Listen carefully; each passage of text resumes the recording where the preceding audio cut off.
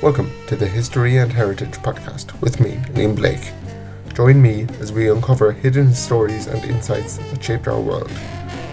From mysteries to legacies, join us on this journey through time. The Glen of Imaal Terrier is a big dog on short legs, spirited and game as they come. So that, dear listener, is a quote from dog historian Anne Catherine Nicholas. Welcome to the Native Breed series, where we explore the rich tapestry of Ireland's indigenous breeds, starting with the dog breeds. In this episode, we turn our attention to a lesser-known yet remarkable terrier, the Glen of Imaal Terrier. This breed, hailing from the remote valleys of the Glen of Imaal in County Wicklow, embodies resilience, strength, and a storied history that mirrors Ireland's own tumultuous past. To understand the Glen of Imaal Terrier, we have to step back into the late 16th century. Around the 1570s, Queen Elizabeth I was dealing with a persistent uprising in Ireland. In an effort to quell the resistance, she brought in Flemish and Hessian mercenaries to fight on her behalf. These foreign soldiers were later granted tracts of land in the Glen of Imaal, a secluded valley tucked into the Wicklow Mountains.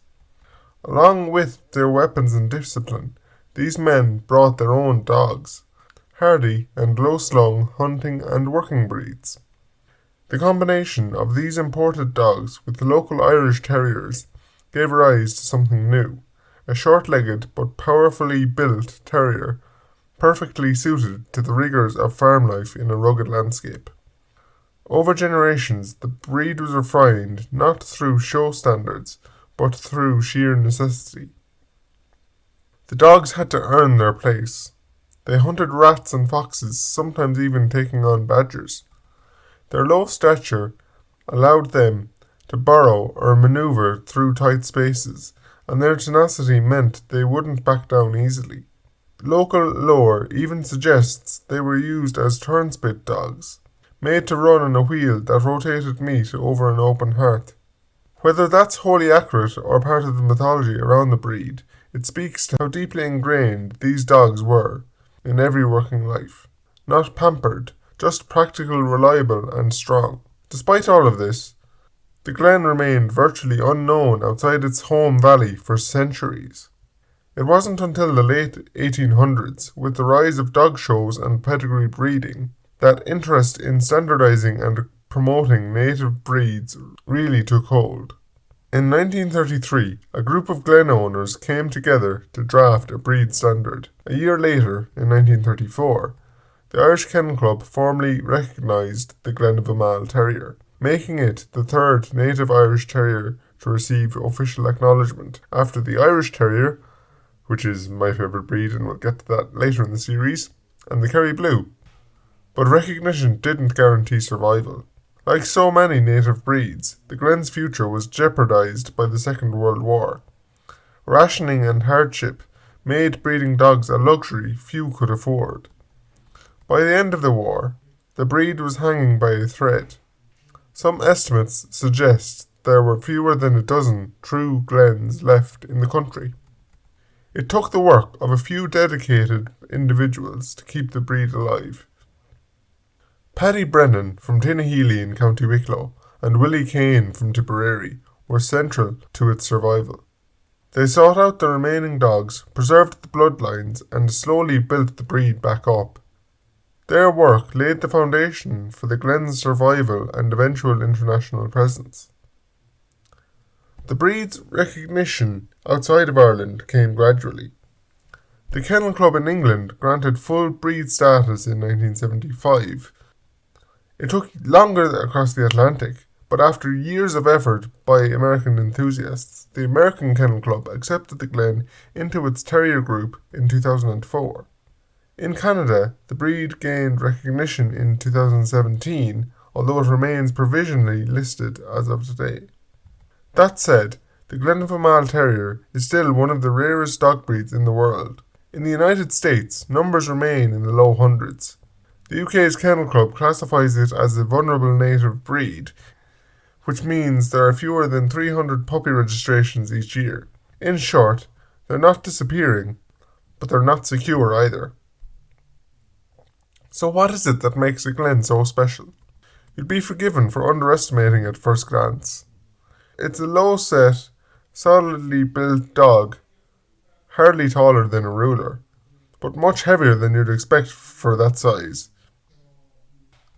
The body is muscular with a powerful rear and bowed front legs. The coat is rough and double-layered, designed to protect in all weathers. You'll typically see glens in shades like wheaten, blue or brindle, but the real surprise lies in their temperament. Unlike many terriers, glens don't bounce off the walls. They're calm, thoughtful and deeply loyal. That doesn't mean they lack drive. When there's a task at hand, they'll approach it with purpose. But they aren't noisy or frantic about it. This calmness likely stems from their background as stealthy hunters who needed to work in silence to surprise their prey. They're robust too. While no breed is free from health issues, the glen is generally considered hardy. One condition breeders do monitor is progressive retinal atrophy or PRA, a hereditary eye disorder that can lead to blindness. Thanks to advances in genetic testing, responsible breeders can screen for this and reduce its spread. Caring for a glen isn't complicated, but it requires consistency. Their wiry double coat needs weekly brushing and, every so often, a technique called hand stripping, pulling out old hairs by hand to keep the coat healthy. They don't need hours of exercise, but they do need regular physical and mental engagement.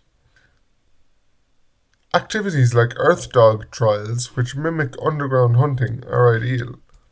They're clever dogs who appreciate a challenge. But more than anything, the glen is a breed shaped by necessity, not aesthetics. It was never meant to be a showpiece.